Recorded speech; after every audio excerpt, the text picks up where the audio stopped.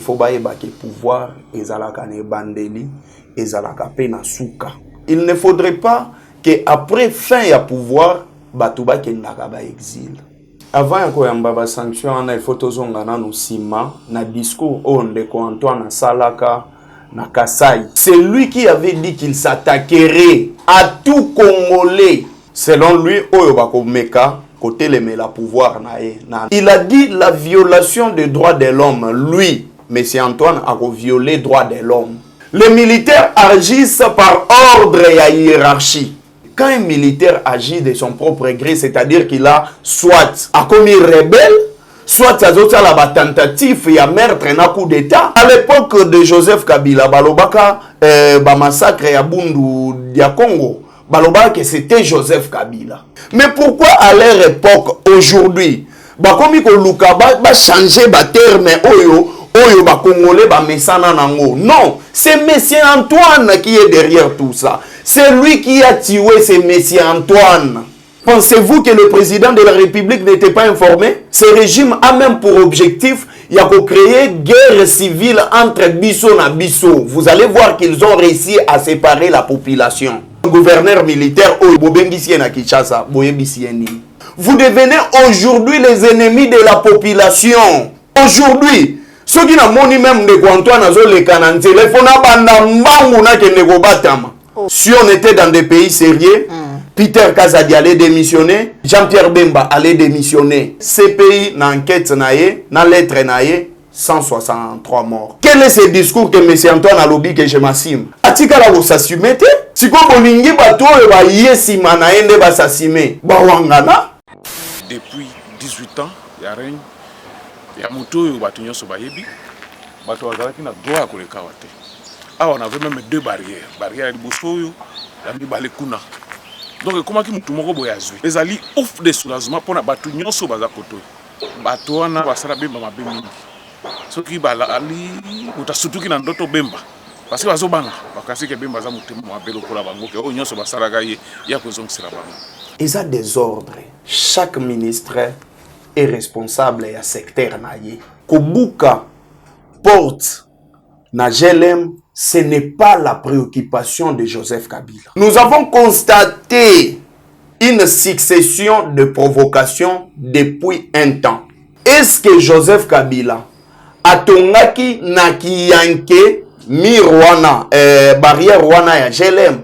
La réponse est non. Est-ce que bakomela ki même basezisa ki même Sénat pona koloba ke non tolingi tolongola mi Rwanda sur base ya nécessité? La réponse est non.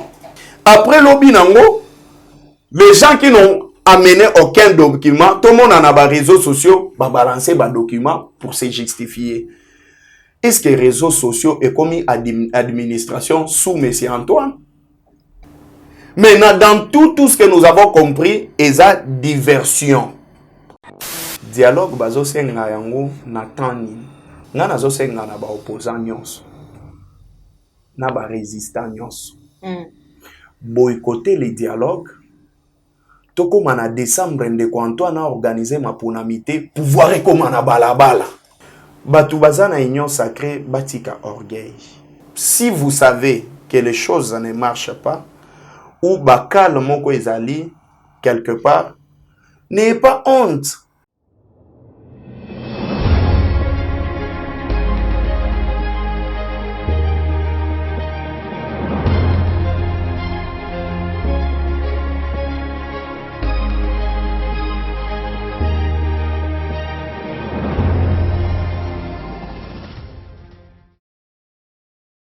Yasika eye bana ya changu bazaya kosepela chambre froide ya Koloué ezwami na avenue Njoko numéro 73 na commune ya Kimbantseke quartier Mikondo référence Pont Mungurudiaka sur Petit Boulevard komi tungisa Mateo kota na kati nyonso ya sika tozali pe na groupe électrogène benga biso na plus 33 60 67 98 870 pe na plus 243 81 08 24 952 boye imalamu. Bozali ebele, bandeko balandi ya émission Vérité de tous côtés, bandeko balandi ya Plus Clair Télévision, la chaîne de vérité, mbote na bino bipa union ce joie bino. Tozali nesengo ya koyeba ete bozali ebele bofandi liboso ya betando ike na bino pona kolanda émission Vérité de tous côtés ya mokolo mwa lelo.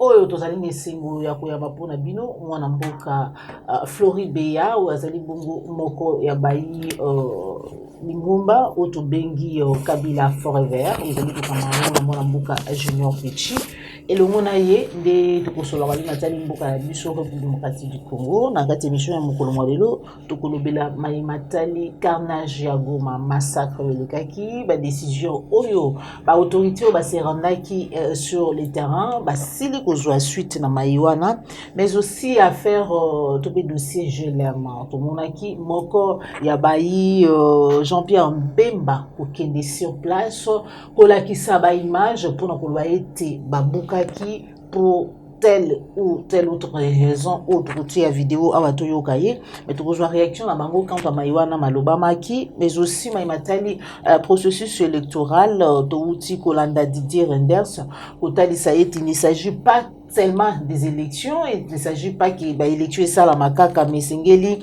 confiance ezala na kati ya processus électoral wana Kabila Forever bazali ko yamba yango lolenge nini voilà masolo to rejoindre na kati émission na biso mokolo mwa lelo sans plus tarder na kopesa déjà mbote na invité na nga mwana mboka Floride ya mbote na yo. Oui, mbote madame Joël Kombe, j'ai toujours l'habitude de vous appeler Dada. Napesi mbote na ba youtubeur nyonso o ba ozali bakuya wa manda biso lelo. Napesi mbote na ba congolais nyonso o ba kolanda biso à partir ya prison. Namoni Mike Mukebai 107 jours ya injustement oyo bakangaye, 107 jours ya torture morale, 107 jours ya koboya ko placer dossier na ye. Namoni bongo Jean-Marc Abunda na kati ya prison ya Makala oyo azali prisonnier privé ya Ndeko Antoine. Namoni bongo Barnabé Mondingabi et puis namoni Salomon Escadela bisika bazali na pesi bango mboto. Kasi na yango plus rapidement Dada nazolinga koloba eloko moko. Omoni il y a des gens qui ne comprennent pas les signes du temps. Je pense que chaque événement à vie, il faut être yakabato bayaka après. Nous avons connu des événements Namboka Nabiso Oyo. Nous avons connu à l'époque Lumumba qui s'est révolutionné contre les Belges au Babandaka ko beta ba Congolais ko sala ba acte moko ya mabe contre biso sous l'indépendance. Mais tout le monde a dit que sous la dépendance Lumumba ayaki atelemaki azalaki elenge lokola ngai na yo. Peut-être plus jeune que biso ndenge tozaleli lelo.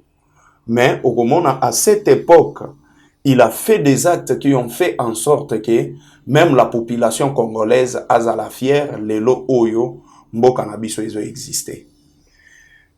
Et nous aussi, nous devons quand même copier les bonnes manières et les bons actes au Salema à l'époque. Nous avons vu avec Savubu, Mobutu, 32 ans, Joseph Kabila, 18 ans, Mouzé, 3 ans, Lelo Oyo, Tozana Ndeko Antoine. Batu nyonso oyo baza pembeni ya Ndeko Antoine bazo kanisa ke pouvoir ici la kate. À l'égard de tout ce qui s'est passé, à l'égard ya chaîne oyo nasali, il faut baeba ke pouvoir ezalaka ne bandeli, ezalaka pe na suka. Et souka ya pouvoir, il ne faudrait pas que après fin ya pouvoir, Batouba kendaka ba exil. Joseph Kabila dirigeait ce pays. Après départ naé, nous voyons, nous sommes fiers, il y a un plateau de télévision pour les défendre. C'est parce que dans lui et avec lui, il n'a pas poussé les gens Nanenge Amakasi ko créer des problèmes personnels avec les gens. Mais aujourd'hui, sous les régimes, il y a Moana Etienne Tshisekedi, il y a des problèmes personnels au Batou Bazo se créer na Batou, ce qui fera en sorte que après départ na Bango, Batouana va subir même à cause à la même hauteur. Ndenge basali yango, et je pense que beaucoup de gens vont partir en exil. Merci beaucoup. Moi, Namboka à Floribéa, toko la maman na mona émission na biso ngolo lelo, carnage de Goma. Na kati ya mboka na biso république kati du Congo na mopayate. Tout le monde a une délégation et kuna bien que tout le monde yoka qui netika ba wolola ki bango mais kasi d'après le ministère public il était issu militaire bazali poursuivi bangonde c'est un ministère public bazwa ki initiative ezala ki étatique ya ko agir na lolenge wana ya kuboma bandeko na biso. Et puis, bazali sanctionné, gouverneur a rappelé à Wana Kinshasa, P3 à la police, a suspension, bazali peut rappeler, vous allez d'abord où il y a une sanction.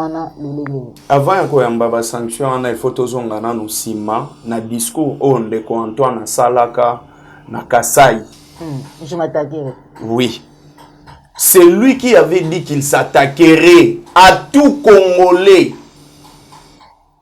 Selon lui, oyo bako meka côté le la pouvoir na analyse nanga selon discours nae. C'est là où il faut commencer.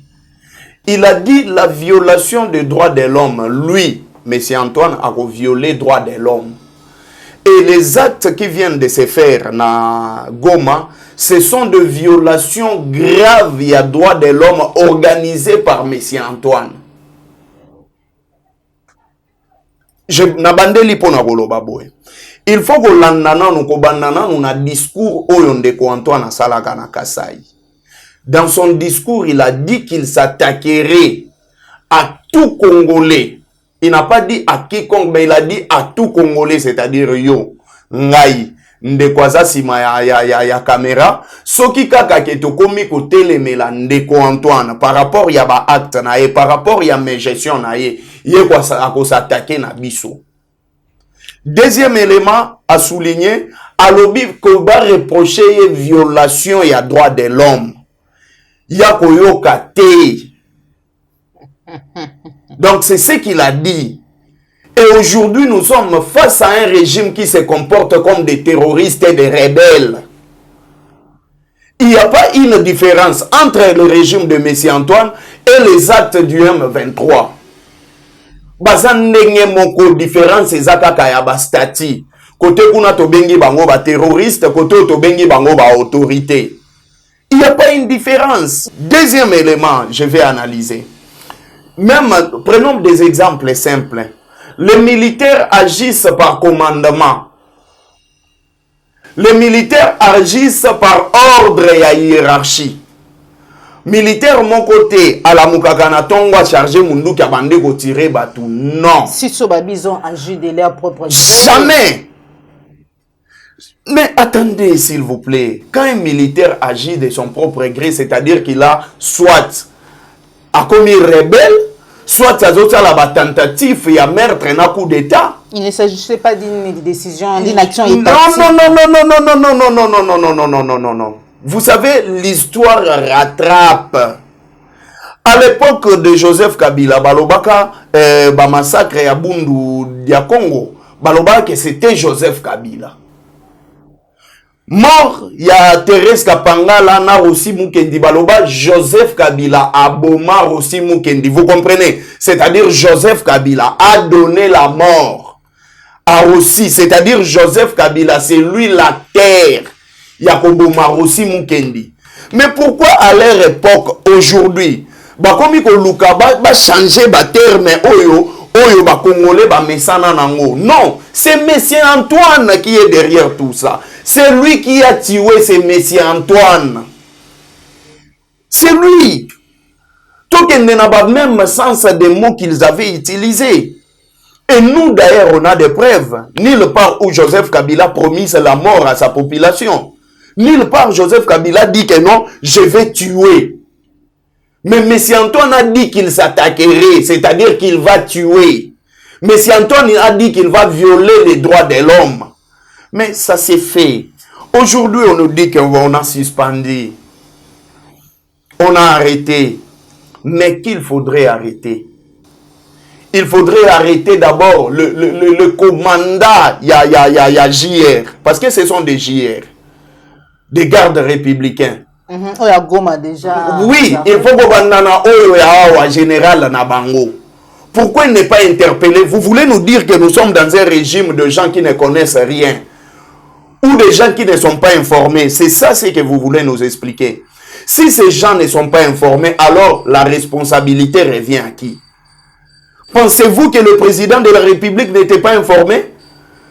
Ceux qui battent balingi basa la marche, quels sont les principes normaux? Baliaka bisongongo ya ramazalaga informé. Donc beaucoup des actes, lui il est toujours informé dans le calendrier na ya ba voyage. Ça nous connaissons. Mais posons-nous la simple question. Quels sont les principes normaux pour Batouba marcher? Il y a d'abord une lettre pour informer. Comme tous à la régime, il y a information. Il y a une lettre d'information. La question revient à poser. Est-ce que Batouana a informé qui est vrai ou faux? Selon quelques sources, qu'ils avaient informé. Et quelles sont les précautions pour protéger la population face à la manifestation? Mais quelles sont les manifestations où il faut que la garde républicaine va protéger? Est-ce que tu as bien dans le rôle de la garde républicaine? Parce que Salema à l'époque, il y a Matata Pogno, c'était lui. Et sous Joseph Kabila, qu'ils aillent consulter Matata Pogno et Joseph Kabila, l'objectif de la garde républicaine, nini. Des gens qui ne connaissent pas, ces gens de l'IDP, c'est Balokota Bango Wapi. Hein? Ce sont des gens, donc, Bayakana haine, Bato yo Bazalakana haine. Je l'ai toujours dit.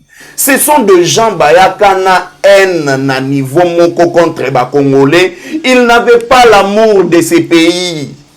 Ces gens n'ont pas l'amour du pays. Ce sont des gens qui sont venus avec des objectifs bien taillés. Ils sont venus avec les objectifs bien cadrés. Passion du coup de la population et des Congolais. Et de la Bango et l'autre côté. J'ai encore suivi quelque part Balobi qu'ils sont en train de mener des enquêtes. Mais nous connaissons les enquêtes. Yambo Kanabi sont des bandaka, pendenge silaka. Enquête, il y a Nani, il y a comment il s'appelle Nani Jijiani. Si le loé kenda wapi. Enquête, il y a Delphin Kayimbi. Si le lo ekenda wapi. Enquête, il y a ambassadeur italien. Oyo babomaka na Est. Ekenda wapi. Si le lo. Enquête, il y a Nani, René de Chéribin Okende. Si le lo tozo zela. Nous connaissons les enquêtes Yambo Cannabis Ondege Kendaka. Apparemment, ce sont les mêmes autorités qui sont dans les salles G. Et s'ils comprennent que ce sont eux qui sont les commanditaires du coup, ils étouffent même les enquêtes. Voilà. Par rapport à Nama Matali Bassangi de comment sur Twitter, à l'objet maman Joël, notre président Fatih 13 ne félicite pas cette fois-ci ces chiens des gardes d'avoir maîtrisé les voyous. L'autre fois, tout le monde a félicité les commandants qui étaient dans l'opération par rapport à Écoutez, nous connaissons le plan. Le plan, c'est quoi? Le plan, c'est quoi? Vous savez, ces régimes ont pour objectif. C'est quoi l'objectif? L'objectif de ces régimes, c'est créer l'insécurité dans la République. Ces régimes ont même pour objectif de créer une guerre civile entre Bisso et Bisso. Vous allez voir qu'ils ont réussi à séparer la population. Ces régimes. Et réussir à séparer la population. Régime est sali de sorte que, militant, il y a un parti politique, prison à Bango, les forces du progrès de l'IDPS. C'est régime aux homona. Régime est sali de sorte que autorité est comme un civil, c'est-à-dire que ce sont les civils qui sont les forces du progrès de l'IDPS qui font maintenant des actes, c'est-à-dire les devants. Il y a Makambu Bango Moko, Bagokita Bakomiko Zouabatax, c'est comme si l'État n'existe pas. Après ceux qui montent à lobby, nous avons vu même une dame qui vend de pain. Babeta mamal donc batikaye bolumbu bande ko bazolanda ba eskizenga pona terme. Donc c'est ça le plan de ces régimes. Et tellement qu'ils sont en train d'aller progressivement, Nyonso wana eza parce que le peuple congolais, c'est un peuple uni, et ça peuple moko oyo akoma déjà mature. Ceux qui tozalaki na peuple moko azalaki mature te tu lelo, tolingaki tokota na baguerre ya camp oyo contre camp mosusu. Combien de fois nous leur avons demandé ya ko mekana nous ko tempérer. Combien de fois tozo ebisa bango bazala na bomoto. Mais c'est comme si un régime ya batu moko na ebité. Donc je ne sais pas des qualificatifs où il faut na pesa bango. Et lelo oyo au moment où nous parlons, il fallait de la même manière il était descendu na Ngaba a qui tapé na Est. Makambu ya table ronde ya état de siège. Et qu'ils n'ont pas respecté les principes normaux.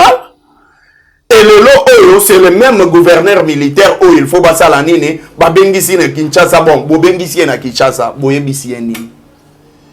Et Eragozonga kuna ça va être comment? C'est quoi ces plans?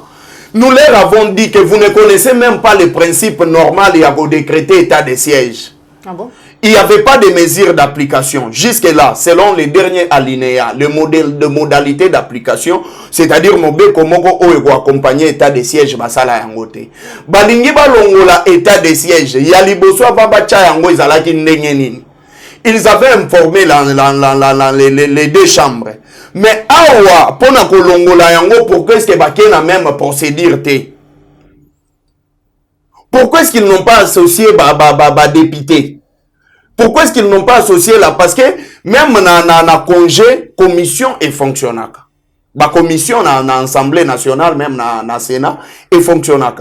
Donc, ils veulent faire des choses comme si nous sommes dans une jungle. Moutou Balobaka, le bonheur d'une population, c'est la fierté de ses autorités. Est-ce que la population n'a biso? Et sa population moko oyo kopé sa fierté na ba autorité na biso. Vous devenez aujourd'hui les ennemis de la population. Aujourd'hui, ceux qui n'a moni même de Antoine Azo le kananze, le fona banda mbangu na kende ko batama. Ceux qui n'a moni ministre moko Azo le fona banda mbangu na ko kende ko batama parce que je me dis il n'y a pas une différence entre les Kaba et il n'y a pas une différence. Ils agissent de la même manière, ils opèrent de la même manière. Willingoma de la même manière na banga ka ndenge pe nazo banga ndeko Antoine. Ndenge nazo banga bango nyonso donc tous ces dignitaires, tous ces autorités nazo banga bango au même titre que des rebelles. Mais pourtant, il faut tout comme à un niveau moko oyo que non, un dirigeant il faut population à la fière naie. Il faut dirigeants ceux qui population zomonae ami bete la tolo. Ceux qui bazo sepelanae akende na est, c'est sa population qui est décédée. C'est sa population qu'on a massacré Akitana est. C'est ça même l'humanisme. C'est ça même la non lui-même j'ai dit ceci, les gens ont marché ici. Il était descendu, pourquoi il n'avait pas envoyé sa délégation? Quand il s'agit d'insulter la population, il descend lui-même, il insulte. Mais quand il s'agit d'aller, c'est la honte qu'il lui fait aujourd'hui. Mais si Antoine n'est pas fier de sa gestion, et je pense même qu'il souffre plus que même les autres. Ne pensons pas parce que tout le monde a voyagé. Et Belé a voyage, on les a fuite en avance. Je vous dis, ils ont fuite en avance. Azo subir ba coup o ezo stressé deux fois na mes gestion na emoko yango zo mona ke mievo akenda mata moi métro azo ana moi neige moko boye malili moko ya bien atali ke Congo mulunge. Donc ce sont des choses oyo yazo sala. Maintenant aujourd'hui je vous pose la simple je n'ai pas ces droits mais posons-nous la question. Oui. Qui est ce Congolais qui peut dire que non ndenge naza boye naza fier ya bakonzi na ngai?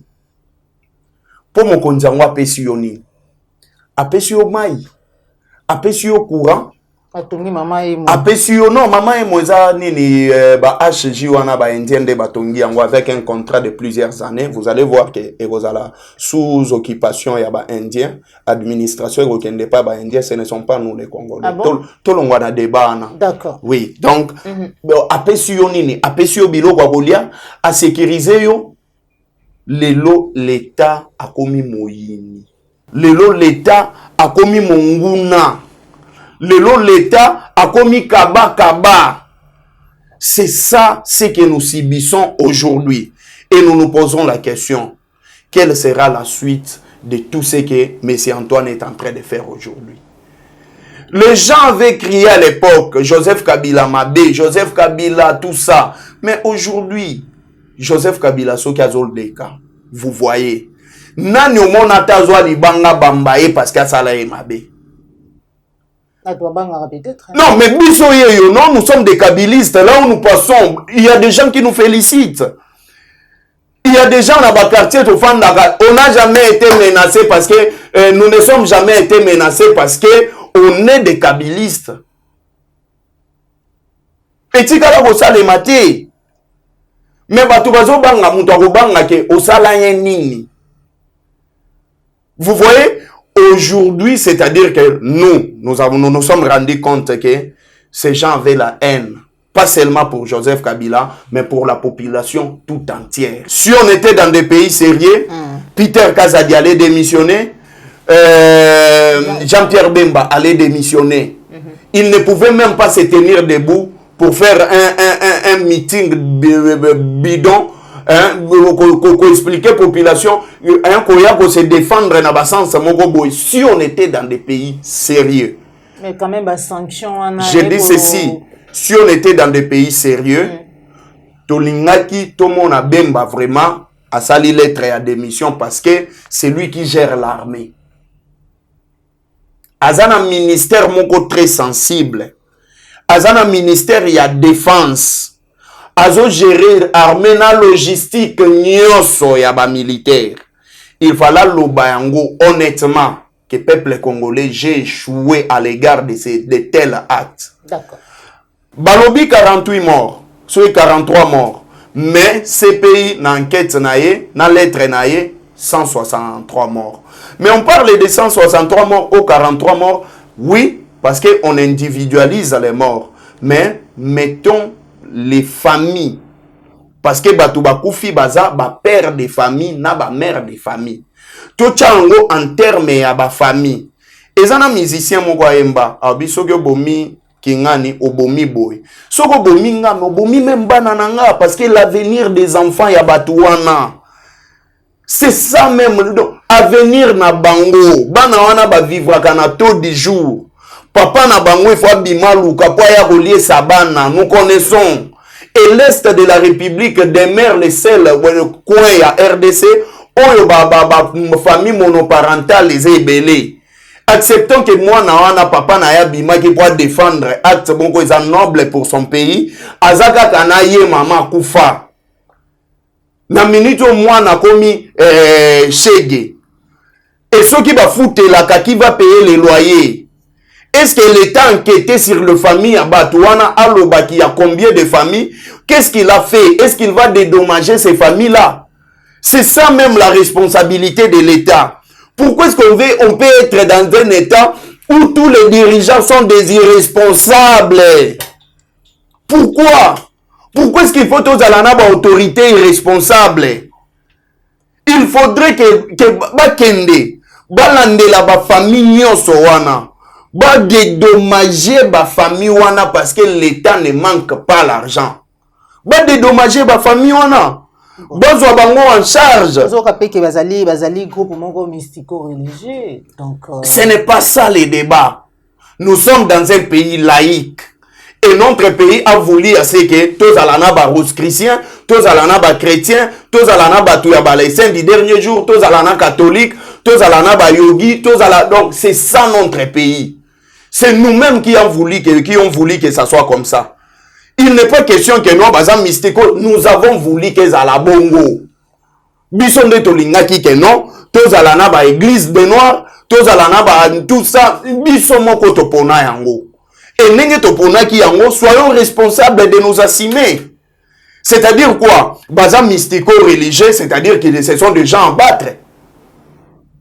Pour baza mystico-religieux. Il n'est pas question des intentions. Mais nous connaissons comment elles se défendent, Dada, s'il vous plaît. Régime, moi, un régime, il y a pas innocent.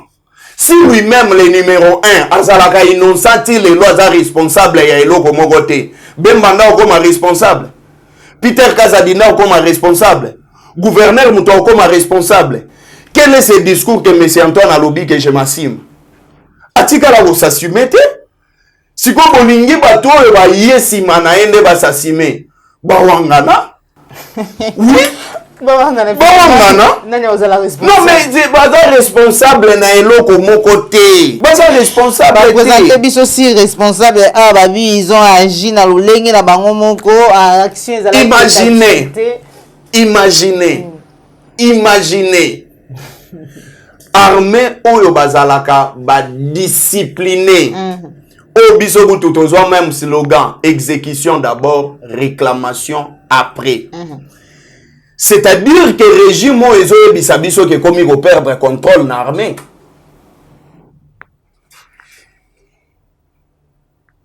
C'est ce qu'ils veulent nous dire. Nakangi parenthèse wana dada. Exactement, c'est mutuna penza yango wana armée zaka discipline exécution. Moi na mboka Floride ya tona na nos vidéo wana on se retrouve tout à l'heure.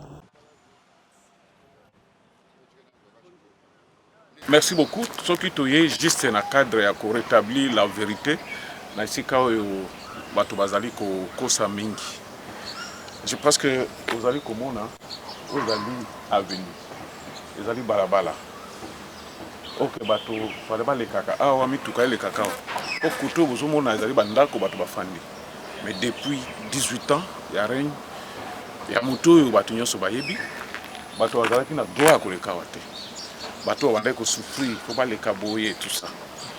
Makambo nyoso bazalo bana kombo ya VPM défense ezali lokuta parce que souci la population de ba konzi bazana. OK, paisible citoyen awa. Ou lieu que bazwa ba risque ba katisaka boye baya ka nzela yango ozomona awa on avait même deux barrières barrière liboso oyo ya mibale kuna donc comment ki mutu moko boye azwi o babandaki akeko zwe sika moko boye ote bemba linga tonga wa bemba bona bona voilà oyo ezali nzela oyo bato babandi kokota wa kolikawa babimi boye ezali ouf de soulagement pona bato nyonso baza koto mais bato pona moi ni solo pour na nini baluka base. Bon, je comprends aussi que comme bimba bato wana basala bimba mabimi soki bala ali utasutu ki na ndoto bimba parce que bazo banga bakasi ke bimba za mutema mabelo kola bango ke o nyonso basala gaye ya kozongisela bango o bimba samelaka azali mo Christ ayibini makambo na te ezali pe likambo bimba te boyebi ba barrière combien oyo ezalaki soki balobi ke oyo babuki pona bimba. Mais la barrière est là qui n'a pas de la nation. Est-ce qu'on est là pour na bimbaleka? La barrière oyo est là qui n'a pas de map. Est-ce qu'on est là pour na bimbaleka? Est-ce que Jimmy Kitenge a pas pour la sabatonze là oyo? Que a bato bandai ko le kate. Est-ce que bato yo bazali koto? Droit na bango ezala kite. Il fallait que baleka kuna ndenge ba bandi ko le kabo. Ndenge bandi ko na bazoya bazo bima boyo bazo kota bo. Mabe ezali wapi? Donc c'est ça. Na kopesa conseil na leki na ngawana. Je pense qu'il faut gagner l'argent dignement. Na yebi aussi que Kabila promettre bango wa mituka, mutuna moto pokezo mutuka. Il faut asala o nyosa ko sala po batia eka. Ba yeba keno azobundela ekolo bona bona. Mais to tali soki balobi ke bafungoli nzela oyo pona bemba eza ilokuta. Parce que parler de la nation bakangaka. Tango bafungola kuna eza eka po bemba leka. Parler de mabe bakangaka pe. Donc, on a ce fungula. Les gars, pour bimba. Non, tout le la vérité. Je pense que ce n'est pas ça. Talan de ko azo le kawa bien. Est-ce que ndeko banda le kaliboso? Banda le kaliboso banda. Voilà. C'est ça la réponse. Ndeko soko yo témoin pour comme que non, babuki awa, pour bemba zawa, bemba le kaka ya bona bona. Est-ce que c'est Ozomon. On ndeko moko kay ko kosa makambo na kombo bemba za na makambo yo te. Bemba n'a rien à voir. est-ce que ben mandat connaît Zalia o Zalia venir yo mutu nyonso azalaki na droit na yango bata sécurité ba comme ko bima na la porte ko fanda et tout ça c'est comme ça il faut qu'on respecte droit ya bato moto ya boya ki bato batambola baza na liberté te na moto waza alingi bato batambola baza na liberté nana azali démocrate et puis nana alingi population affaire je l'aime Toyo Kibino Emmanuel Ramazani Chadar bino nyonso bozali ba vidéo ba déclaration le lengeni ba buki résidence privée ba buki mibeko et autres Tolandi ndeko ozali moko ya bayi Jean-Pierre Bemba parce que combo ya Jean-Pierre Bemba ezali kotanga mana dossier etali gelem atali si été ezalaki juste pour na kofungola nzela ezalaki barricade oyo Joseph Kabila azwaki à son époque to ba été en otage peuple congolais akomaki kaka ko contourner alors que nzela ezalaki na bisika wana utakala mabe ezali wapi parce que basali posa ya peuple et bino nanga mona bino nde mwa kobangi ezali parce que au sala Jean-Pierre Bemba mabe il parlait de Joseph Kabila et que c'est par rapport à ça ndeko bangi ezali agitation ezali réaction par rapport à la vidéo. Oui, en fait moi je ne vais pas réagir par rapport à la vidéo ya muta. Vérité par rapport à ce qu'il a montré quoi. Le monsieur d'abord c'est lui qui bembista, qui bembista tout ça. Et ministère y a défense au moto azo gérer secteur y a défense na makambu ya urbanisme et ko salanine c'est ça du désordre et ça désordre selon je pense article 92 il y a constitution na biso chaque ministre est responsable ya secteur na ye. Okay. Alors tout ça là ba confusion te que o ya uti koto ya koteli koto ya koti boye alors là on risque de devenir de voyous. Toko risque toko maloro la batu batanga te. Moi je reste rationnel et puis na bon sens. D'accord. Et logo ya liboso il faut qu'on signaler na ba congolais que kobuka porte na GLM ce n'est pas la préoccupation de Joseph Kabila. D'accord. Il faut na nous kobandawana. Joseph Kabila seule préoccupation na ezalaka Congo. Eza lupangu te, eza mur te. Et nulle part na communiqué ya kabiliste nyonso. Membre mon côté ya FCC na déclaration na ye oyoki alobi ke non uka. Biso tozo loba pe tozo réclamer tozo loba yango que il fallait quand même elanda procédure normale. Voilà. Tozo loba qu'il faut elanda procédure normale parce que nous avons constaté une succession de provocations depuis un temps. Qu'est-ce que je veux dire? Un bon matin to la mukaka to fandi boye communiquer mo bimi o kingakati ezana ba bloc pétrolière il faut to kende to zwa yango ti lelo ba zwa yango te. Ils attendaient que Joseph Kabila fungola munoko répondre, il n'a jamais répondu. Un bon matin to fanda boye batinda un certain pasteur au nom à ke funda Joseph Kabila na CPI fois kende CPI. Ils ont attendu que Joseph Kabila réagisse. Joseph Kabila n'a jamais réagi. Un bon matin, to fandi to moni boye, ba viola fondation musée Joseph Kabila. Musée Laurent Désiré Kabila. Ils ont attendu que Joseph Kabila fungola munoko loba. Joseph Kabila n'avait jamais répondu. Et de ces faits, ba moni ke ba provocation na bango nyonso. Et zo zo place te un bon matin, il se réveille, balobi non, il faut to ya to sala nini, to buka mir, ya nini, ya GLM. Maintenant je me pose des questions et je réfléchis ensemble. Na bato bazolanda biso sous réserve ya ba juriste. OK. Je commence ma réflexion pour dire ceci.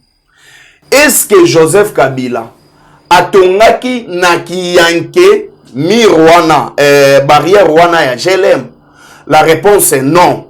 Ce que Tongaki n'a qui enquêté, qu'est-ce qui s'est passé? Il a eu l'autorisation de bâtir pour sa sécurité en tant que président de la République à l'époque. Okay. Et on lui avait autorisé ya koutala nini kotongawana. Et quelles sont maintenant les manières, quels sont les principes normaux où il faut qu'on landa, ceux qui bolingi bobuka.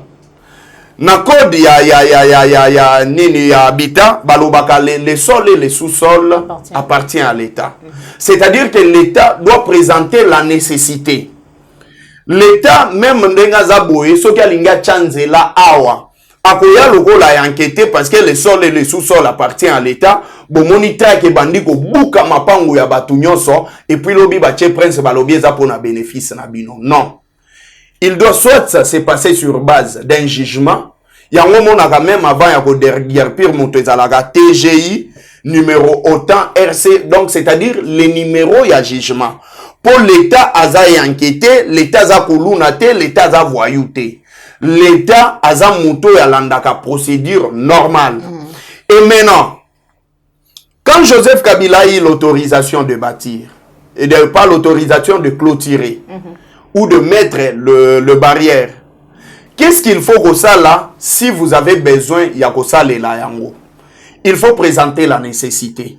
Et cette nécessité doit être débattue. Nakati, il y a conseil des ministres. Pius Mwabilou, qui est le ministre d'Habitat, ensemble avec M. Antoine Nakati, il y a conseil des ministres. Est-ce qu'ils ont débattu sur la situation?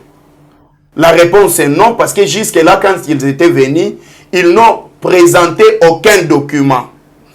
Et Joseph Kabila est régi par une loi qui est le statut des anciens présidents.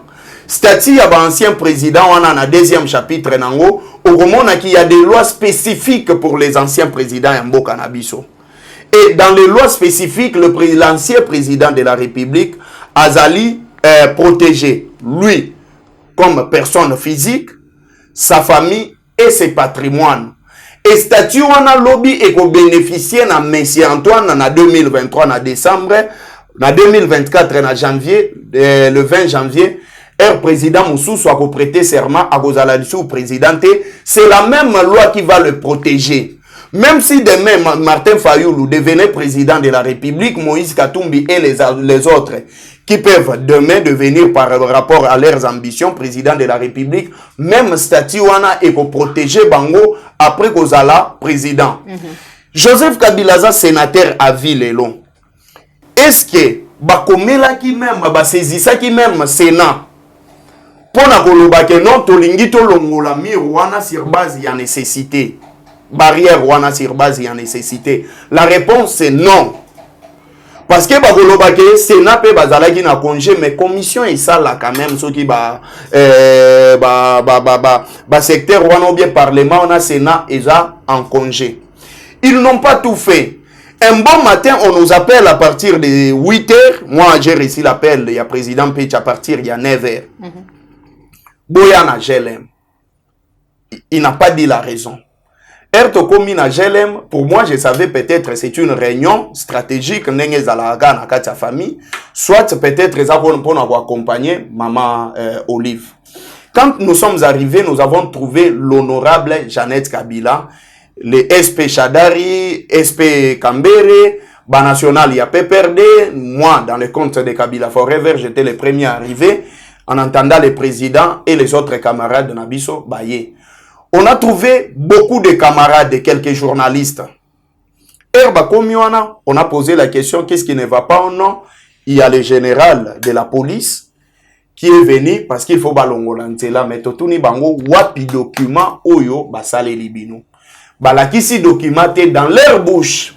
Ils disent que baebisi biso to bukananu basine sur le plan administratif et koya harmonisation nasima. Honorable Aibisi Bangwabi, non. Joseph Kabila, c'est un ancien président. Il mérite de l'honneur, du respect. Vous ne pouvez pas faire des actes juste pour lui humilier en tant qu'un ancien président. Pourquoi est-ce que vous voulez faire de tels actes? Babi non, biso ordre pesami bon babi non. Alors appelez la personne qui vous a donné l'ordre, prenez un téléphone. Si général wana à la police a sololi tisuka réponse à bimisi na munoko parce que j'étais là à lobby que non Oeza makambo na bino ya ba politicien au téléphone, beaucoup tisa bisoté na kati. Il a pris son véhicule, il est parti. Du coup, quand nous sommes entrés, tu es comme on a ba JR, ba garde républicain. Et des gardes républicains, il y a eu un certain monsieur Ilunga. Et monsieur Ilunga, il est venu, Tobaluki, honorable Obino, Balobi bozo fungolanzela o ezo kende na fleuve. Si Mayajelem, vous connaissez que ça fleuve. Na mupanzi nango eza ambassade ya consulat ya Belgique na ambassade ya Suisse. Nzela bino bozo fungoleza po ekende wapi? Tomoki kokita na ndenge ya se wana tokuti bache barrière ya singa ba JR ba telemi balobi bokoki koleka te bapesi biso ordre mutu moko te akoleka. Oh, honorable Bengabi vene mutu apesi bino ordre nani? Ote commanda kombo na ye nani? Bazolo bate. Il y a eu un monsieur de la JR Azalaki na tennis civil. Monsieur, venez. Oh non, vous êtes qui? Moi, c'est l'honorable Jeannette. Je vais na kota, na mona, côté ango nzela et robimela. Ote, baebisi biso, mutu moko ta leka ao. Mais comment vous faites une chose et son contraire? Bolingi bobuka barrière po bofungola nzela, mais si manango ya bâtiment oyo ya JLM wana. Boche singa, boche ba JR, c'est-à-dire quoi? Et selon les informations en place, il paraît que Ndeko Antoine Sombi Kuna, il paraît que Jean-Pierre Bemba Sombi, et certaines autorités en Bokanabiso Basombi Simawana, ils sont en train de construire. Et pour eux, ce qu'ils ont choisi, Ezako Salanini, Kobuka Place Wana. Et du coup, Kozonga Tozozonga, Tokuti, Monsieur Ilunga Wana. Avec certains JR en tennis civil, ba bandit déjà Kobuka Mir, na ba marteau, Tolobi non. Mais ba JR, ma pinga, ba je vous dis, moi je vous dis, il y a des vidéos ici, j'ai des vidéos. Néo a résistance, il y a ba camarade Moussou Bazala Kiwana, balobi comme il n'y a pas de documents, alors beaucoup bukate. Résistance et salemi, et résistance et salemi sous émotion. Il y a monsieur, si c'est le TD, je ne sais pas les termes, il y a tout ça armée TD Sogela Kisinini Ilungana, abimi sous émotion. Il dit que non, Moutoua Koufa ou pas, je m'en fous. Et, Tolobi a bon, à quel louer ma machine à souder, melez, baenango, baba nasiko kokata, pobakoye Samir, sous émotion. Moi je dis, dans la vidéo mon yoana, Totuni bango tobi mais, papa, toi tu es militaire. Pourquoi est-ce que tu veux agir sous émotion? Naza paracommando tolobieza ya yo. Est-ce que d'abord toi un commando peut dire ça? Dans la formation, bon, est-ce que nous sommes des civils? Si tout ce que tu dis ici est vrai, pourquoi est-ce que Batindi on a Bunagana te? Parce que c'est là où on cherche des vrais commandos à libérer 3 territoires en Abisso. Alors, on a communiqué au Moni, nous sommes restés rationnels pour leur demander que non, soyez bolingi bobuka, bosalanini, bopesa mukanda. Après l'obinango, les gens qui n'ont amené aucun document, tout le monde en a des réseaux sociaux, va balancer des documents pour se justifier. Est-ce que les réseaux sociaux est commis administration sous M. Antoine? Sous M. Antoine, donc, on a reçu la paix document dans les réseaux sociaux et ça agit. Raison pour laquelle vous avez écouté, Nicolas Kazadi avait dit que s'il avait donné 100 millions de dollars à Bakole, c'était sous la pression du réseau social. Bon, entre parenthèses. Maintenant, ils ont dit que c'était important et c'était nécessaire. Monisco Nagombe. Akanganzela. Personne ne peut passer. Batika Yango. Simaya Galerie présidentielle. Ex-galerie. Ambassade ya États-Unis. Et Kanganzela, personne ne peut entrer. Mais pourquoi est-ce que la loi doit être personnelle? loi impersonnelle. Pourquoi est-ce que la loi doit être personnelle? Pourquoi est-ce qu'on n'a même pas donné? Parce que Joseph Kabila, c'est lui qui avait mis. Pourquoi est-ce qu'on lui a même pas écrit une lettre en tant que sénateur à vie? Non, exactement, maman Marthe. Eze pas na ye. Bakanga penzela. Soko ke pa mboso bakanga nzela. Soko ke pa ngobila bakanga nzela. Soko ke pa presque tout ba autorité nyonso bakanga banzele pa na bango. Et si on veut faire des choses, faites bien les choses. Ceux qui par exemple bayaki na document ou mutu nyonso ce qui a tongi sous une autorisation, parce qu'il y a une différence. Quand on parle d'une construction anarchique, c'est-à-dire la personne qui a construit sans avoir l'autorisation de bâtir, moins encore, il n'a pas de certificat. Donc voilà, bengaka construction anarchique.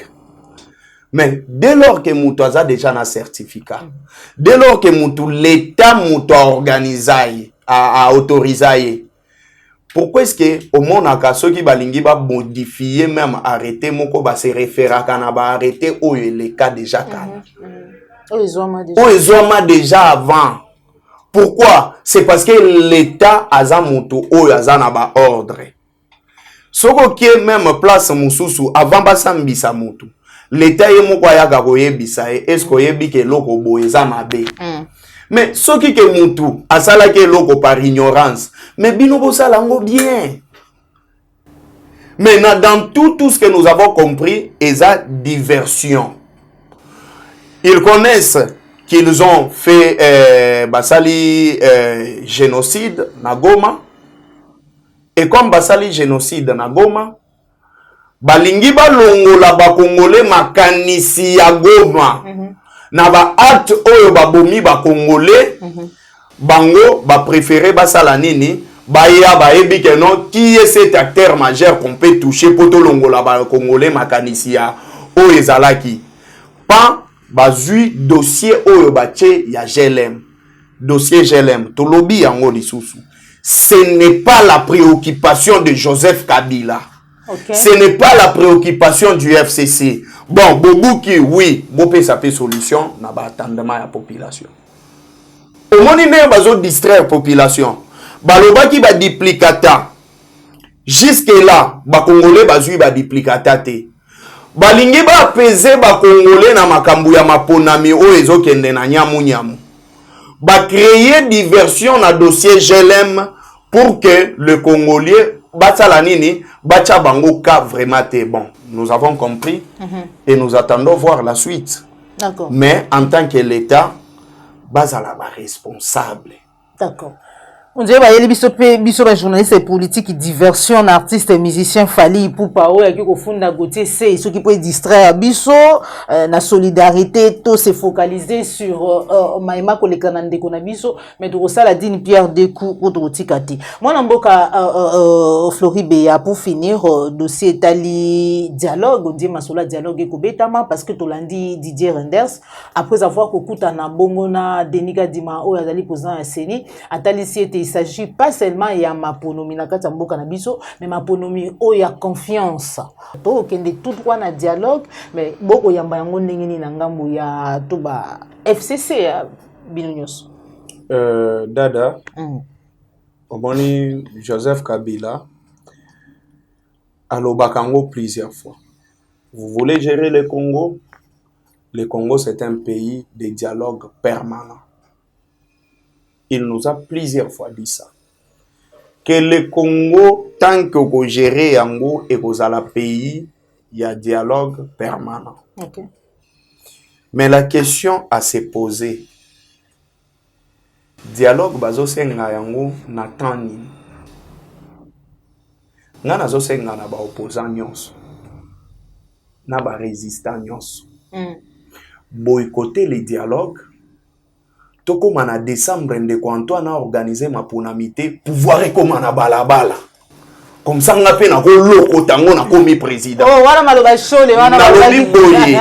Ngai ezanga. Congolais courageux. Na lobi boye. Ba confession religieuse.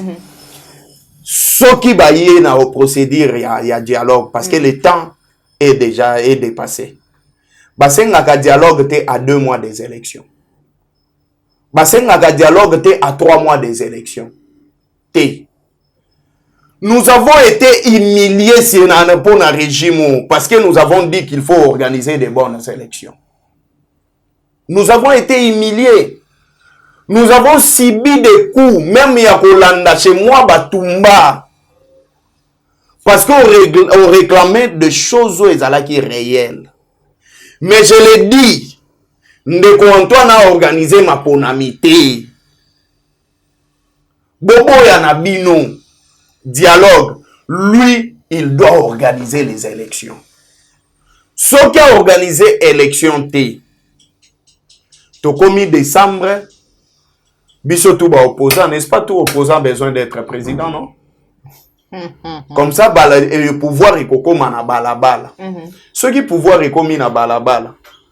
Même nga, nakoki koko ma président, yoko sepelato za l'attaché de presse ya président. Comme ça, tous on s'appelle ordre na makambo mususu o basali. Mais ce n'est pas notre souhait. Notre souhait est ça comme on a kemboka na biso et avancer. Mais ici, c'est qu'il faut conseiller à beaucoup de gens, surtout bateau basana union sacrée. Vous savez, à un certain moment, il faut se comporter comme des responsables. Batou basana union sacrée, batika orgueil. Si vous savez que les choses ne marchent pas, ou bakal moko ezali quelque part, n'ayez pas honte. Joseph Kabila, c'est votre frère. Martin Fayoulou, c'est votre frère. Moïse Katumbi, c'est votre frère. Même na Boutou, Bokende Boluka Bango. Même na Boutou. Na Bible, les alagana mutu moko banda ko kende ko luka ba parents na na Boutou, quelque chose comme ça, na bossa na kombo na e. Même na Boutou, même par téléphone, allez-y leur soumettre la situation. Dites la vérité, ce sont des gens très expérimentés. Ils peuvent amener un pierre dans makambo bino bozangi. Bo expliquer bango que non, cher frère, nous sommes bités à un tel problème. Alors, notre souhait est que tout le monde libulu oyo et c'est salemi namboka nabiso, nous avons besoin de l'aide de tout le monde. Il ne faudrait pas que Ndeko Antoine le Kaobino, je vais commencer des consultations. Qu'est-ce que vous allez consulter? Régime ya batailleur na ba docteur. Consultation na kozwa ba mesure. C'est ça le régime de M. Antoine. Nasengi na M. Antoine. Certes, tu as fait du mal à beaucoup de gens. Tu as fait du mal à beaucoup de Congolais. Tu as fait du mal à beaucoup des acteurs politiques. Mais, comme tout politicien, a toujours privilégié l'unité nationale. Allez-y, si vous voyez que les choses ne marchent pas, au Lobakango à l'époque, il y a opposition que Joseph Kabila jouera un grand rôle. Akoya même que jouer médiation au moment où Makamumsu se Salani Nekokende. Moi, je n'ai jamais encouragé une médiation extérieure. Ok. Pourquoi? Parce qu'il y a toujours, on impose un peu de choses. Moi, je suis un panafricaniste. Et à tout moment, je commence à mal constater que Mundeleka Kamutu, il faut imposer biloko moko boepo na biso africain. J'aimerais bien avoir un président empli de valeurs, un président qui reconnaît ses limites, un président qui reconnaît ses failles et qui peut aussi tendre la main à ses frères pour leur demander de venir négocier ensemble. Ça va donner de valeur, même si les autres peuvent dire qu'ils ont faiblesse, mais qu'ils ont la faiblesse, au contraire, et qu'ils ont la valeur. Okay. Que M. Antoine a conseillé parce que ses conseillers sont plus dans le bruit, conseiller a été. Faites ça. La situation de l'Est dépasse. Le régime de M. Antoine est dépassé par les événements. La situation de Kwamuntu, ils ont dépassé. Situation, il y a Kinshasa na 3G. Et ça, c'est un problème où il y a un résoudre. Jekoko, Gentini, Nagode. 3G wana, situation wana zoko résoudre. oza mutu au-delà d'être président oza mutu na makila na mai neti ngai na yo. Il peut y avoir des choses oyo kokoka na makambo mususu kokoka te oza roboté. Même Google a se référé quand même na ba publication ya mutu na Facebook. Soki aza na réponse te akozwa ta publication ya mutu a publié na Facebook apesi yo comme réponse. Tu as tes frères politiciens qui sont très intelligents et qui ont des objectifs. Mona bango kutana na tata nini cardinal Malula et Mosengo Ambongo, excusez-moi, cardinal Ambongo, pose-lui les problèmes. Dis-lui que ça ne marche pas. Bangonde bayela biso notre père. Ne le prenez pas pour des ennemis. Na notre père balobaka yango. Pardonne-nous nos offenses comme nous pardonnons aussi à ceux qui nous ont offensés. Je ne pense pas que l'église catholique a un ennemi na yo. Je ne pense pas que ECC a un ennemi na yo. Et surtout, Joseph Kabila n'est pas votre ennemi. Que ça se fasse dans le sens moko normal, sous la supervision de l'église catholique, comme ça s'est fait l'autre fois, la CNCO, vous avez vu qu'il y a eu des élections qui a fait de sorte que l'opposition a au pouvoir. Faites ça comme ça. N'allez pas chez ces gens qui vont vous amener des dossiers bidons. N'allez pas chez ces gens oyo balelo oyo bazo semer problème en Afrique. Trouvons des solutions entre nous, Africains et Congolais. Voilà. Je pense que ça sera une très bonne solution. Merci beaucoup. Moi, Lamboka Floribéa. Avant de tout, tu as émission na biso, émission réalisée de tout côté à Mokolo Mwalelo. Merci na baignon sur besoin qui libakou ya kolanda biso. Merci na popo la yon besoin ma qui c'est ma caméra. Un grand merci na Corbeau et ma Foukou. Pena Joël Gonago, chasseur d'images. Au CPA qui na émission, likez et partagez. Mbala liboso landa biso. Kobo sanate, ko s'abonner. Na kati applique la télévision, la chaîne de vérité.